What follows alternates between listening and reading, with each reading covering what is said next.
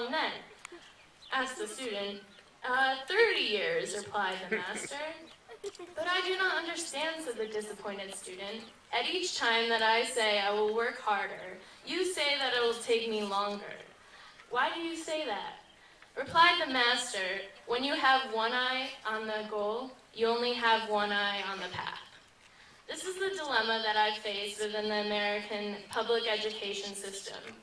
We are so focused on a goal, whether it be passing a test or graduating as first in the class. However, in this way, we do not really learn at our fullest. We do whatever it takes to achieve our original objective. Some of you may be thinking, well, if you pass a test or become valedictorian, didn't you learn something? Well, yes, you learned something, but not all that you could have. Perhaps you only learned how to memorize names, places, and dates to later on forget in order to clear your mind for the next test. School is not all that it can be. Right now, it's a place for most people to determine that their goal out is to get out as soon as possible. I am now accomplishing that goal. I am graduating. I should look at this as a positive experience, especially being at the top of my class. However, in retrospect, I cannot say that I'm any more intelligent than my peers. I can attest that I am only the best at doing what I'm told.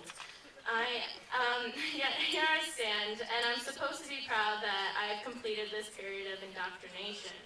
I will leave in the fall, and I will go on to the next phase expected of me in order to receive a paper document that certifies that I'm capable of work.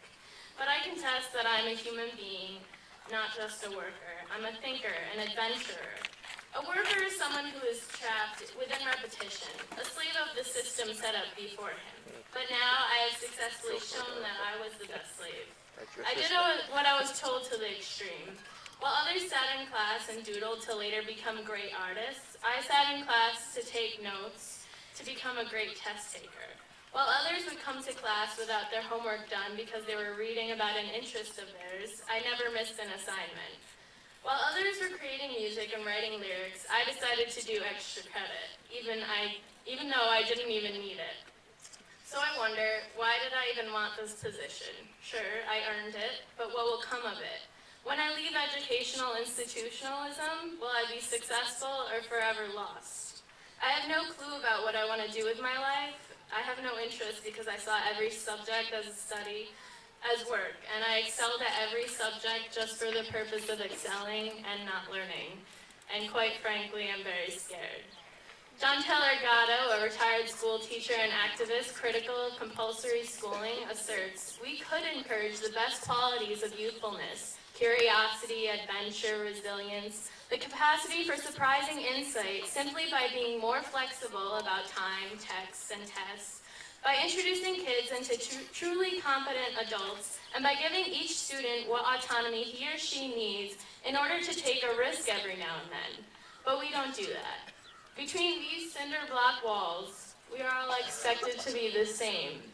We are trained to ace every standardized test, and those who deviate and see light through a different lens are worthless to the scheme of public education, and therefore viewed with contempt.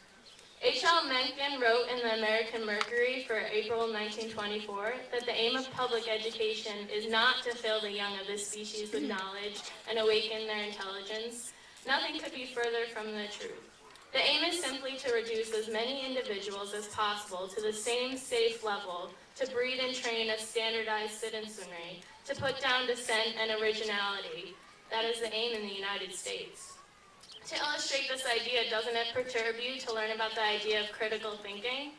Is there really such a thing as uncritically thinking? To think is to process information in order to form an opinion. But if we are not critical when processing this information, are we really thinking? Or are we mindlessly accepting other opinions as truth? This was happening to me, and if it wasn't for the rare occurrence of an avant-garde 10th grade English teacher, Donna Bryan, I would have been doomed. I am now enlightened, but my mind still feels disabled. I must retrain myself and constantly remember how insane this ostensibly sane place really is. And now here I am in a world guided by fear, a world suppressing the uniqueness that lies inside each of us, a world where we can either acquiesce to the inhuman nonsense of corporatism and materialism or insist on change, We are not enlivened by an educational system that clandestinely sets us up for jobs that could be automated, for work that need not be done, for enslavement without fervency for meaningful achievement. We have no choices in life when money is our motivational force. Our motivational force ought to be passion, but this is lost from the moment we step into a system that trains us rather than inspires us. We are more than robotic bookshelves, conditioned to blurt out facts we were taught in school. We are all very special. Every human on this planet is very special. So aren't we all deserving of something better? Of using our minds for innovation rather than memorization, for creativity rather than futile activity, for rumination rather than stagnation? We are not here to get a degree to then get a job so we can consume industry-approved placation after placation. There is more and more still. The saddest part is that the majority of students don't have the opportunity to reflect as I did. The majority of students are put through the same brainwashing techniques in order to create a complacent labor force working in the interests of large corporations and secretive government. And worst of all, they are completely unaware of it.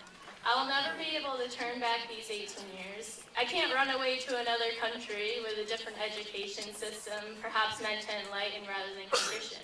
This part of my life is over, and I want to make sure that no other child will have his or her potential suppressed by powers meant to exploit and control.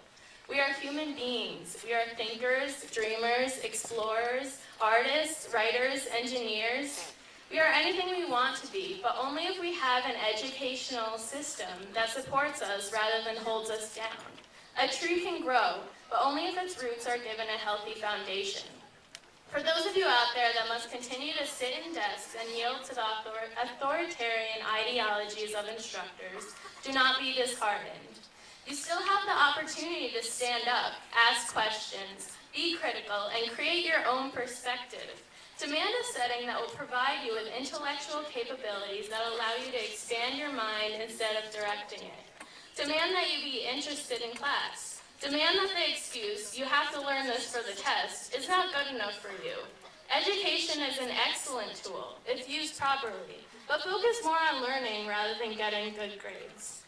For those of you that work within the system that I am condemning, I do not mean to insult. I intend to motivate.